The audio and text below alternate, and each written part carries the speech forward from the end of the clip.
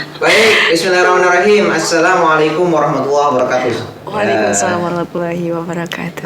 Selamat siang kawan-kawan Prodi AT dan para pendengar semua. Para pendengar setia tentunya. Karena saya sudah lihat ya,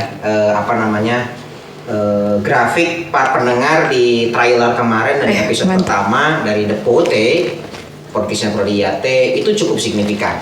Kita channel yang baru dibikin, baru kemarin di upload gitu kan, 2 episode perdana sama trailer gitu, kawan-kawan, dan ya grafiknya sudah menjanjikan. Nah, ke hari ini nih, siang hari ini kita kedatangan 2 Sri Kandi, perempuan. Mangga perkenalkan diri dulu. Oke, baik teman-teman, perkenalkan. Halo, saya Nida Aziza. Sebentar saya introduksi. Memang beda ya kalau penyiar suaranya. Saya kan suaranya cempreng gitu kan. Nanti kalau dong saya masuk. Kok tidak enak ya? Gak apa-apa, ayo Nid, lagi Nid, biar teman-teman kenalin. Mangga Nid. Ini mau di-upload ya atau enggak? Ya, harus dong. Oke, halo teman-teman, saya Nida Aziza dan kebetulan ini serkan yang pertama ya, karena saya juga kesini sebetulnya mau bimbingan sih, tapi nggak tahu kenapa ini tiba-tiba diajak siaran, diajak on air mungkin di Depot ya. Apa Depot? Depote. Oh Depot ya, apa tuh Pak? Depote itu singkatan ya, The Prodi EAT. Prodi Po.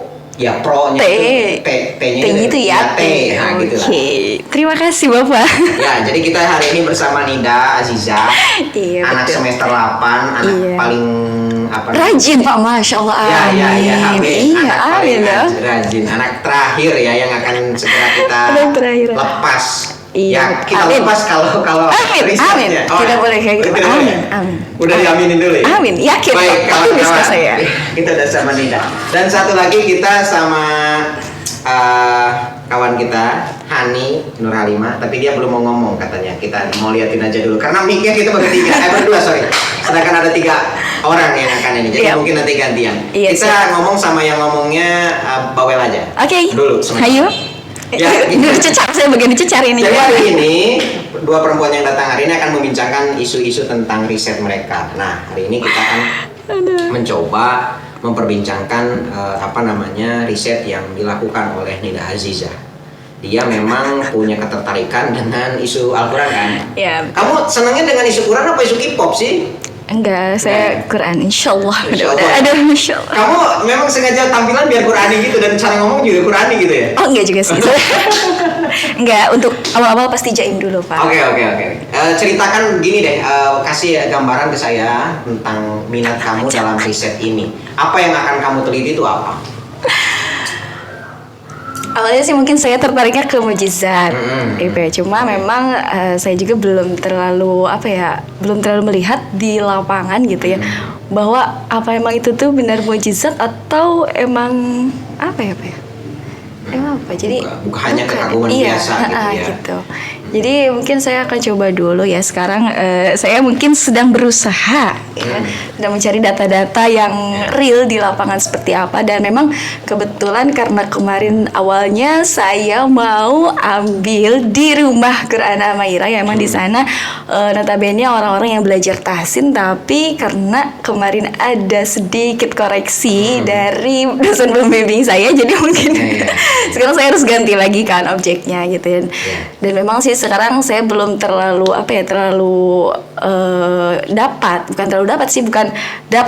belum dapat yang pas gitu ya Pak ya, karena di sisi lain kegiatan-kegiatan dari komunitas-komunitas lain itu belum terlalu aktif gitu, aktif kembali. Jadi mungkin sekarang saya masih menunggu mereka gitu ya, mereka aktif lagi gitu. Jadi mungkin sekarang saya hanya satu-satu maksudnya nembak satu-satu aja dulu gitu ya.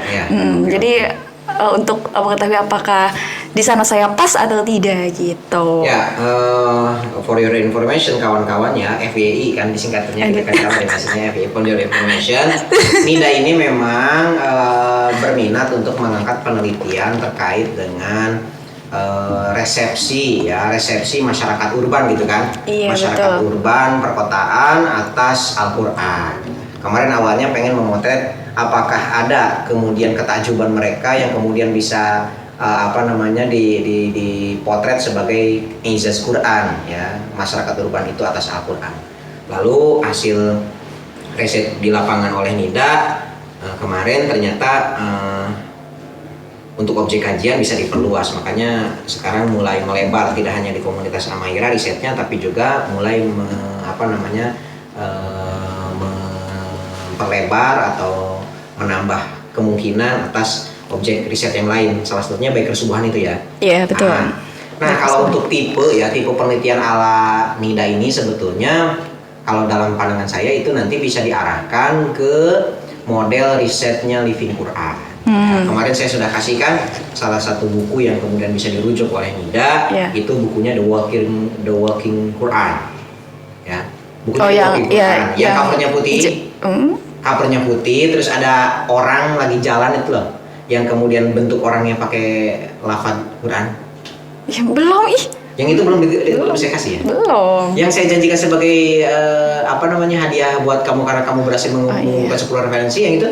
Iya, belum kayaknya. Belum dikirim ya? Seriusan belum? Belum. Oh ya udahlah. Belum. Kan Bapak baru merekomendasikan satu. Yang mana?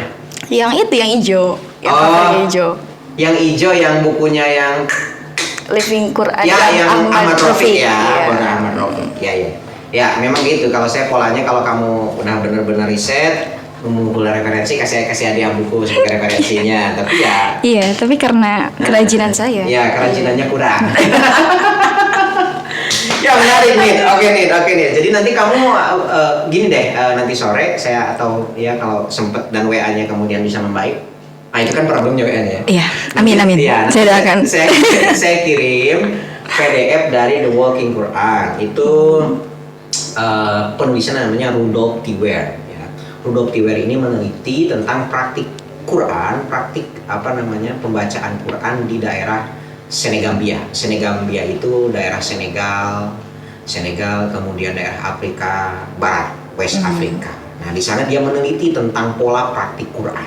Ini kan mirip sebenarnya sama kamu. Kamu ingin meneliti bagaimana kemudian orang meresapi Quran. Entah itu kemudian dengan cara membaca, ataukah dengan cara mendengar, ataukah dengan cara menjiwai dari Quran itu sendiri. Ya kan? Kalau yang kasusnya NIDA kan kemudian ada orang yang kemudian meresapi Quran dengan cara membaca di komunitas Amaira itu dengan cara membaca, kemudian dipraktikkan dalam model Bilqis ya. Iya. Bilqis sama apa satunya lagi?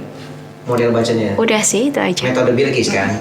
Nah itu kan kemudian terwujud dalam praktik itu. Sehingga kemudian kemarin waktu saya juga datang ke komunitas Saungguran Muda itu menarik kan respon dari ibu-ibu itu. Saya itu dulu datang ke sini itu karena diajak gaul aja sama ibu yang ini gitu kan. Iya. Saya itu tadinya nggak tahu kok bisa baca Quran dibalik dari belakang gitu kan. Nah gitu kan. Iya, betul. Nah itu kalau kita memiliki sense sebagai seorang periset, itu tuh komentar-komentar itu tuh merupakan data yang berharga. Memang itu bahasa-bahasanya simple, bahasa-bahasa keseharian. Tapi di balik bahasa yang simple itu sebetulnya ada ada argumen-argumen lain, ada faktor-faktor yang mendorong kemudian dia mengatakan begitu. Sebetulnya alasan dia gabung itu nggak sesimpel sekedar itu gitu loh. Dan kamu itu harus melacak itu, ya, melacak itu. Apakah nanti keikutsertaan mereka itu berdasarkan dari ketakjuban itu, kemudian kamu bahasakan dengan izazul Quran, ataukah apa?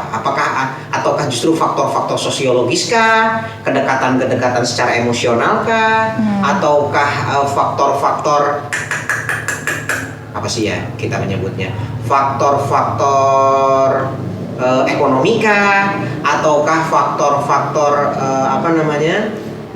motif-motif narsisme kah atau apa gitu kan. Nah itu yang kemudian nanti dilacak gitu. Nah proses ini juga yang muncul di dalam risetnya tadi yang saya sebutkan di bukunya The Walking Quran karangan Rudolf T. Ware itu. Dia meneliti bagaimana praktik Quran yang terjadi di daerah Senegal itu. Itu kan menariknya dia betul-betul turun ke sana, hidup bersama objek penelitiannya. Nah, kamu juga harus begitu gitu loh. Iya, makanya kan saya juga harus ikut kayak misalkan kalau ada kajian, mungkin kalau di Baker Subuhan, kalau di Amaira mungkin emang saya di sana gitu kan ya. Cuma kalau di Baker Subuhan kan ya karena itu kemarin waktu pas ditanyain itu ternyata belum, katanya nanti diinformasiin lagi ya gitu. Jadi kan saya juga bingung maksudnya mau gabung juga gimana gitu. Orang mereka aja belum ngadain kajian kayak gitunya, semacam kayak gitunya. Oke. Ya, bertahap memang riset itu bertahap. ada panduannya, kamu kemudian cara turun ke lapangannya seperti apa. Yang jelas harus terstruktur dan terukur. Ya, riset Nah, itu harus itu ya. terstruktur dan terukur. Kalau hari ini pengen riset kemudian besok udah nggak pengen riset, nah itu agak repot. Gitu ya. Gitu ya, tapi nggak gitu kan? Iya sih. Iya sih, kan gitu. Jadi kamu kemudian harus bisa memanage waktu, itu salah satunya nih. Oke, Iya. gitu teman-teman ya, gambaran salah satu gambaran dari kawan kita atau kakak kelas teman-teman lah, bisa dibilang begitu ya, Saudari Nida Ajijah ya, yang melakukan riset tentang komunitas Amahira garis miring ya, karena ada perubahan komunitas lain. Gitu untuk Jadi terima kasih banyak. ya. Sudah ada yang ngambek kawan-kawan karena pengen direkam juga. Sementara untuk sesi Nida sampai situ, kita akan lanjutkan di sesi episode selanjutnya dengan kawan kita yang sudah mengantri untuk ngobrol. Demikian, Assalamualaikum warahmatullahi wabarakatuh. Salam menit. Waalaikumsalam warahmatullahi wabarakatuh. Assalamualaikum warahmatullahi wabarakatuh teman-teman. Bye, Sampai ketemu terima kasih. di episode selanjutnya. Dadah, dadah, dadah.